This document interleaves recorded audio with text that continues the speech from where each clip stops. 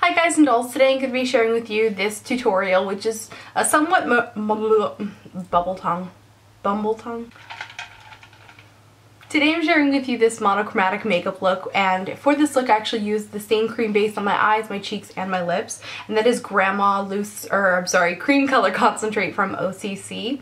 I love this product. I actually had to dig it out of my purse to use it for this tutorial because pretty much it came in the mail and then I haven't taken it out of my purse since. I like it that much. So it's a really gorgeous bright coral. It can go more orange or more pink, and I love this kind of color, and I feel like it's just cool toned enough that it works for my complexion, but I could see this working on so many different people, especially as a lip color or blush. Now everyone wants to wear orange eyeshadow, but apparently, according to my friend Jamie, orange eyeshadow is going to be like a hot trend this spring, and she's going to school for like fashion merchandising, so I trust her.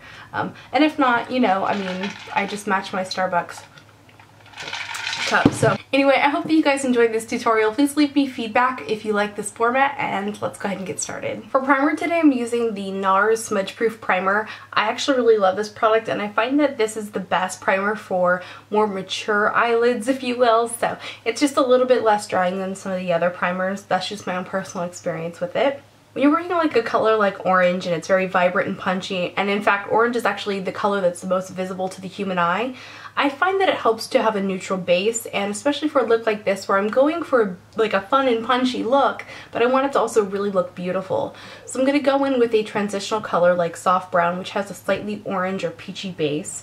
And then I'm going to go in with Cocoa Bear from Makeup Geek, which is a brown that also has an orange base. It's going to give us a more harmonious end result instead of just using like a more cool tone brown. Now after I've blended in those warm browns, I am going to go in with a cool brown. This is handwritten from MAC. It's a really great dark chocolate brown. And I'm just going to flick this in the outer corner just to create a little bit of depth because of my own personal eye shape and because I like a little bit of a smokiness to a makeup look. But that's just my own personal preference. You can skip this if you want to go for like a more like monochromatic, like simple look, I guess. For the center of my lid, I wanted sort of a corally orange pop, so I'm using a cream concentrate from OCC. This is going to be just really richly pigmented. It just looks like as I'm painting it on, in my mind I'm like, damn, this is heckin' nice, because I actually hadn't put it on my eyes before, but as I was doing it, I'm like, wow, I really like this. It's one of my favorite products. And I love using a cream base under a shiny eyeshadow because it helps to enhance that shine and bring it out. Now the shadow that I'm putting on top is Obsessive Compulsive Hum. This is one of their loose color concentrates, and this to me, there are no words. So one of my favorite MAC eyeshadows of all time was Motif, but unfortunately they discontinued it. And in truth, Motif was never really quite pigmented enough for me. Hum is exactly what I wanted Motif to be all those years. For my inner corner, I wanted to bring in a little bit of lightness, so I added Yayo pencil. This is from Urban Decay. I like it. It's like a silvery, shimmery white color, and it just helps to make whatever you're going to put on top of it pop more. In this case, I started out with a little bit of Hum, but later on in the video, I'm going to add a little bit of Oberon into the inner corner. You guys know I'm not a huge fan of doing like shimmer all over the whole eyelid, but I feel like with this kind of look, it looks really nice when you actually have a little bit of that shimmer color over the crease. So I just blended a little bit of Hum over the dark browns we have in the crease and call it a day. Once I had all the colors on, I realized I wanted a little bit more of an orange intensity in the outer corner, so I used a little bit of Sugar Pill's Flame Point eyeshadow. This is absolutely the best bright orange eyeshadow on the planet. You need this. No, in all seriousness, it's my favorite. I just find that it's most pigmented, it has the most texture. Yeah, it's just fantastic. When you have very fair skin and you're working with an orange eyeshadow, it's really important that you keep the overall look clean. As you'll see later, I'm going to do lots of concealer and everything like that. For my eyebrows, I wanted them nice and cleaned up, so I used a NYX Jumbo pencil just to make sure it was nice and stark white, and make sure that just if there's any kind of funky undertone of like veins or something showing through, it wasn't going to be a problem for me.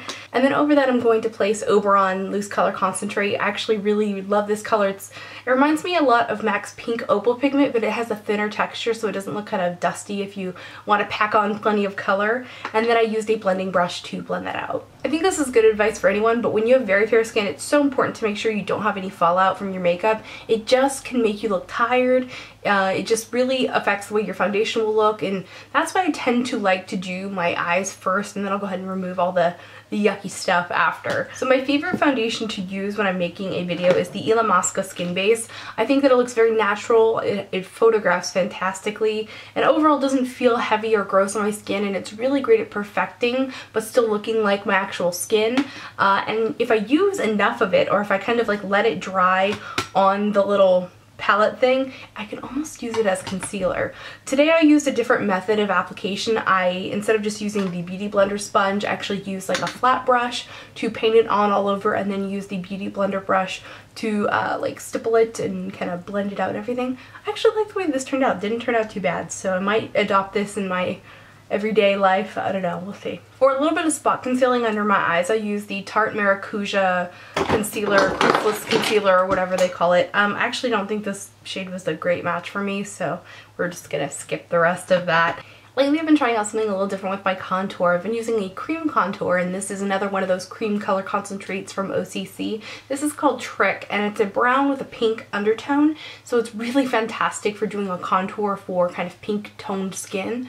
I absolutely love it. I can't even imagine how I lived without this. I feel like it looks very natural and less like makeup-y, and it's especially good if you use liquid foundation. I absolutely love this product. Like, big, huge, fat endorsement on the cream color bases from OCC. They are badass. I don't know what the badass. For my under eye powder today, I used something that I love dearly, and I've loved it for, oh, I don't know, maybe 7 years now. That is the Laura Mercier Secret Brightening Powder. I never really get a chance to talk about this, but it's a powder that was designed to set concealer. So it looks really nice and natural, but it actually has these little tiny reflecting light thingy-majigs in it, which is really great if you have dark under eye circles like this chick right here. And it just kind of gives your eyes, like, I don't know how to explain it, but you know, like in old 1940s movies where they would do like the close-up on the eyes and the eyes would just be lit up. That's how I feel like it makes me look. I don't know if it actually makes me look like that, but I feel like it makes me look like that.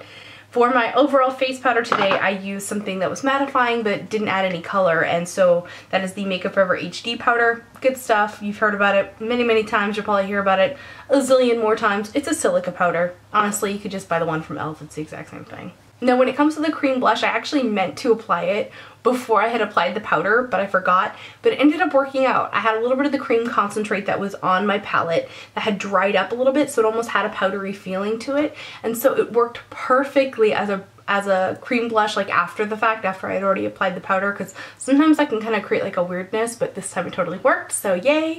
And I was so ever so happy. I was so happy, darling. I was ever so happy.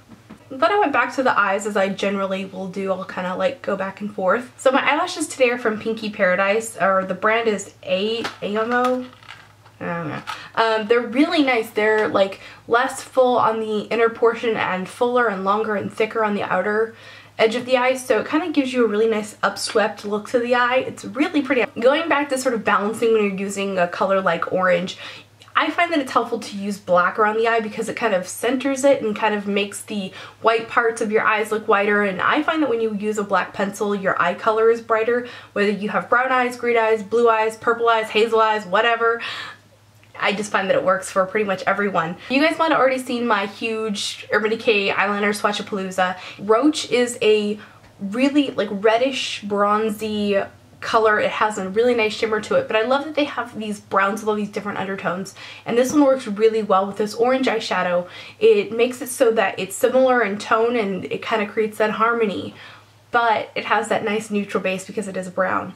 So it's a really, I love Roach. Roach is one of my favorite new eyeliners. For my eyebrows today, I used the Precision Brow Pencil in Light Taupe from Senna Cosmetics, and I actually really like it. I think it's a good match for me. It might be a little warmer than my actual eyebrows, but you know, overall, it kind of works. It works for me. And then all that was left was my lips, and throughout the entire video I had lip balm on, and so I just patted a little bit of the Grandma loose, or I keep calling it loose color concentrates, cream color concentrate in Grandma over my lips, and it was just a little more intense than I was planning on doing, so I took a little bit of a Milani lipstick, which is Nude Cream.